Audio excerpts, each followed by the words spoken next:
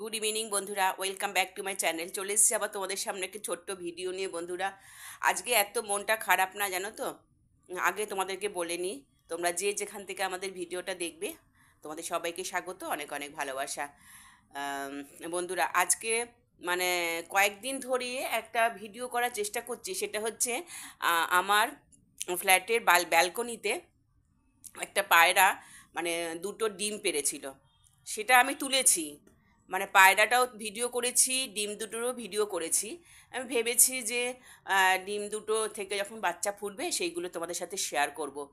কিন্তু কি আমার একদম কপালই খারাপ।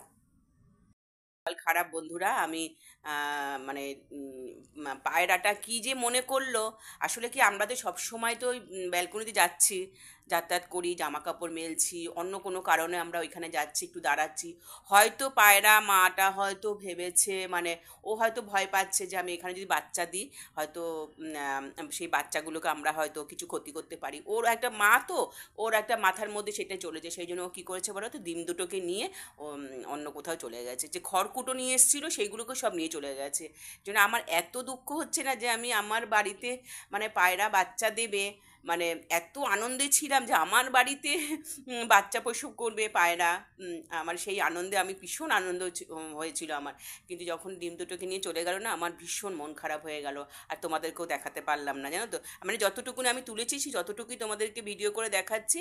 আর এই সামনে আসার কারণ হচ্ছে আমি এই কথাগুলো বলার জন্য বন্ধুরা। আমি বাচ্চাগুলোকে তোমাদের সামনে দেখাতে পারলাম না। বাচ্চাগুলো কোথায় যে দেবে, কোথায় নিয়ে গিয়ে যে বাসা বেঁধেছে, হ্যাঁ, কোথায় গিয়ে যে বাসা বেঁধেছে আমি সেটা বলতে পারবো না বন্ধুরা। আর বাচ্চাও দেখাতে পারবো না।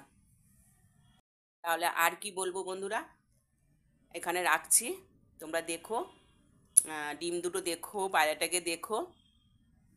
দুটো পায়রা এসে ব্যালকনিতে ভীষণ মানে ওরা থাকতো, আমি দেখতে পেতাম। তারপরে হঠাৎ করে একদিন দেখি পায়রাটা দুটো ডিম নিয়ে বসে আছে।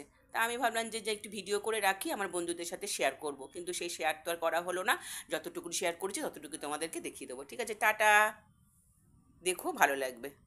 মর্নিং বন্ধুরা, এই দেখো আমাদের ব্যালকনিতে একটা চেয়ার আছে, আর দুটো ওই যে জিম করার হাতের বাম্বেল। তার উপরে আমি দুটো পাপোশ মানে ধুয়ে রেখে দিয়েছি। আর সেখানে দেখো একটা পায়রা এসে বসেছে, দুটো ডিম পেড়েছে, আমি কালকে দেখেছি। আর ও এখন মানে ডিম থেকে বাচ্চা ফোটানোর জন্যে তাওয়া দিয়ে যাচ্ছে, দেখো। তা না তাওয়া বলে না, সেটাকে দিচ্ছে। পায়রাটা বসে আছে। আমি ডিম দুটোকে, ও যখন উড়ে যাবে না, আমি ডিম দুটোকে তোমাদেরকে দেখিয়ে দেবো। কালকে তুলে রাখলে ভালো হতো। দেখো বসে আছে এখানে, কত কিছু এই দেখো এই যে পাতা থাতা নিয়ে রেখেছে ডিম দুটো তার ওপরে। তারপরে ও এখানে বসে তাওয়া দিচ্ছে। এই দেখো, দেখতে পাচ্ছ? দেখো, তোদেরকে আর বাকিগুলো সব দেখিয়ে দেবো।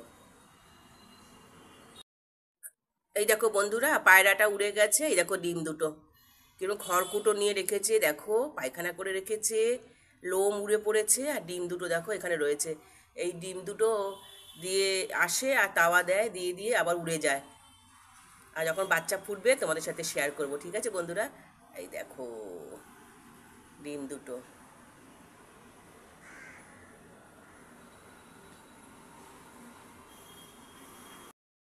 এই দেখো বন্ধুরা, পায়রাটা দেখো, যে ডিম নিয়ে শুয়ে আছে, বসে আছে, তাওয়া দিচ্ছে।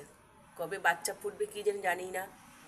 বাচ্চা ফুটতে তো সময় লাগে না, 20-22 দিন লেগে যায়। তখন তোমাদের সাথে শেয়ার করব। ঠিক আছে বন্ধুরা, কি ভালো লাগছে দেখতে না, ডিম দুটো নিয়ে শুয়ে আছে, বসে আছে। ও মা, কবুতর তুমি বাচ্চা দেবে? না,